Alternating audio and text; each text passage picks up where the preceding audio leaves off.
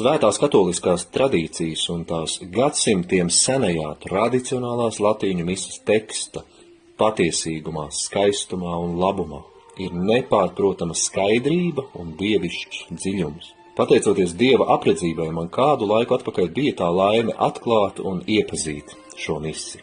Tā iedvesmo vēl nepieredzēti pamatīgu pazemību Dieva un viņa dievišķās kārtības, nevis cilvēka grēcīgās iedabas priekšā. To caurvīs strikti skaidrs jebkāda grēka noraidījums. Tādējādi kļūst pilnīgi neiespējami manipulēt ar šīs misas tekstu, lai to pielāgotu dažādām cilvēku vājībām un iegribām. Tā svin svētās trīsvienības mistiskumu ar dedzīgu godbijību, kas izteikti cildenajās un apburošajās gregorisko dziedājumu skaņās. Tas ir manī viesis daudz lielāku skaidrību par to, kam un kāpēc es ticu, un kā savu ticību atklāti apliecināt, stiprināt un nosargāt.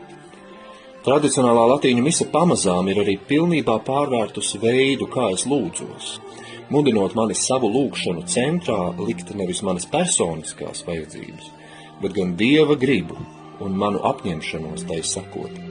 Kad dodos savos ārzemju koncertu braucienos, es allaž cenšos izmantot iespējas apmeklēt šo misiju attiecīgajā zemē un ļoti ceru, ka reiz tā atkal būs publiski pieejama arī Latvijā.